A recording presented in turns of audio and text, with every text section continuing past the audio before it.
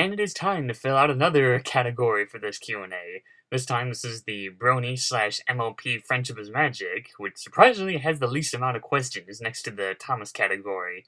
And also, these videos are going to be scripted from now on, because I feel like trying to do this unscripted like I originally planned was really draining my motivation to work on this. So now you won't have to put up with me. So now you don't have to put up with me saying so many uhs and stumbling over my words constantly.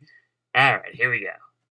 Julio the Gallad, what got you into the franchise, even though I'm not into the series? Well, my first exposure to this series was from a vid of Twilight Sparkle doing this dramatic hamster meme. And at first I thought the animation was fan-made, then I found out it was actually official. So then I found a clip from Season 1, which had Fluttershy doing that whole, "You're going to love me" bit. And I was like, okay, I did not expect to see that coming from My Little Pony.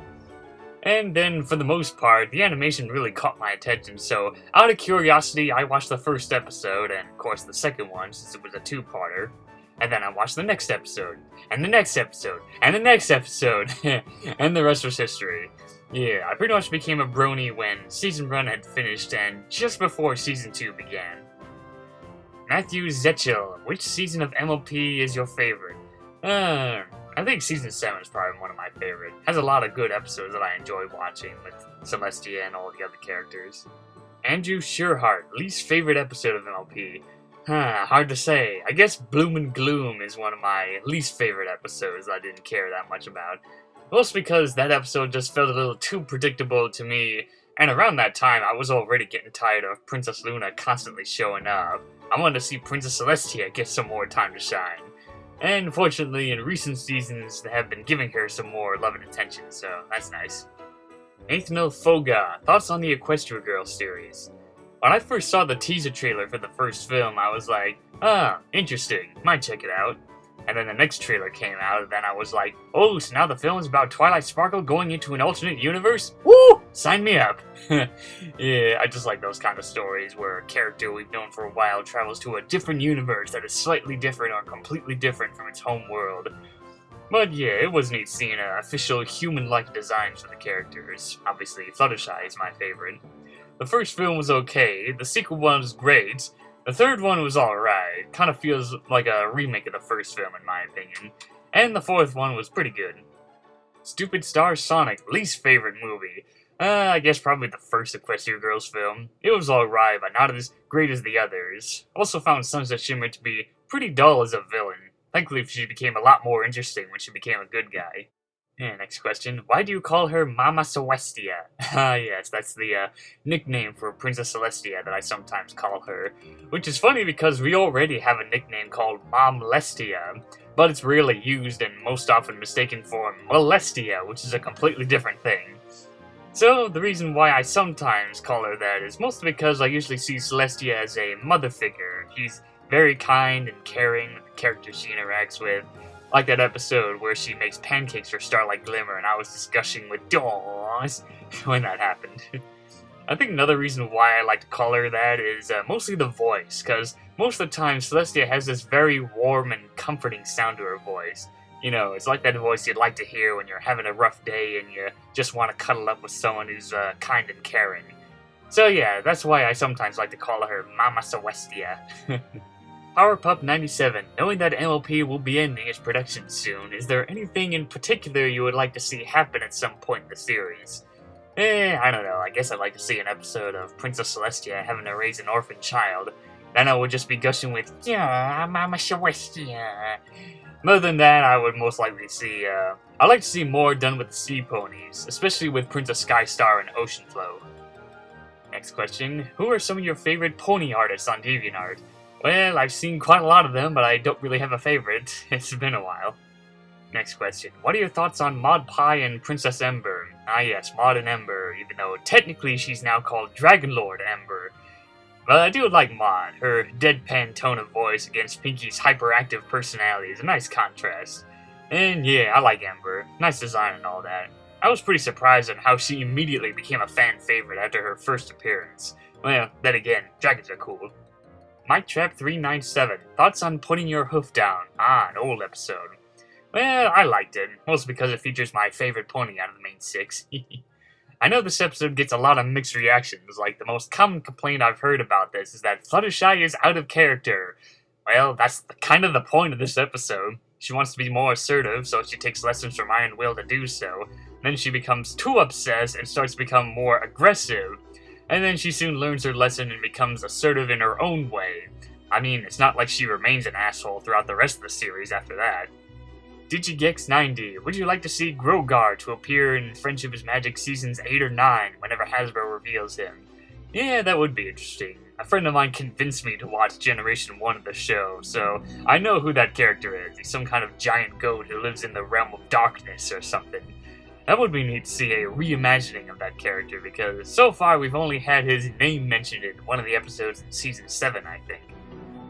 LopunnyBoy, what's your reaction or opinion on the recent MLP movie? I'm pretty sure that's a comment about the 2017 film, and I already did a review on it, so you can go and check that video out to hear my thoughts on the film. Birds of Destiny, do you think being a brony is cool? Well, when you have the right... Birds of Destiny, do you think being a brony is cool? Well, when you find the right people, it can be cool being a brony and hanging out with your fellow bronies and all this other stuff. Next question. What do you think should happen for the future of MLP? Everyone becomes alicorns. Mwahaha. Okay, in all seriousness, I'd like to see them try and tackle some more serious topics like, I don't know, maybe like depression and death and divorce and before anyone says it, no, the conflict behind Surf and or Turf does not involve Terramur's parents being divorced. That theory is just very far-fetched for me. Next question. Should they have a crossover? Well, I don't know. Now that IDW is making Sonic comics, maybe now we can get an official MLP and Sonic crossover. That's like one of the most highly requested crossovers for IDW Sonic that I've seen.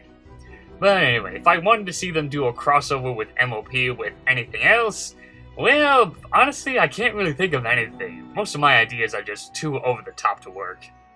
Rainbow Optimus, favorite episode? Oh, way too many to count. But I'll try and narrow it down by one per season, so here we go. Season 1, Dragon Shy. Season 2, It's About Time. Season 3, Too Many Pinkie Pies. Season 4, a tie between Pinkie Pride and Flight to the Finish. Season 5, a tie between Amending Fences and Slice of Life. Season 6, To Where and Back Again.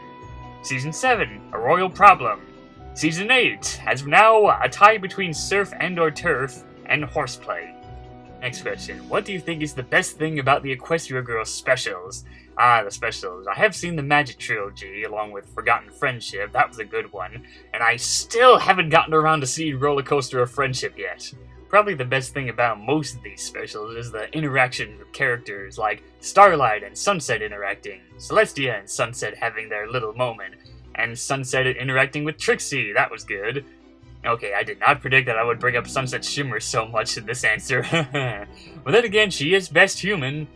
And one thing I liked about the Magic Trilogy is Juniper Montage. Yeah, I know she barely has any fans and nobody likes her, but I think she was adorkable. Big nerdy fan about films? Yeah, my kind of gal.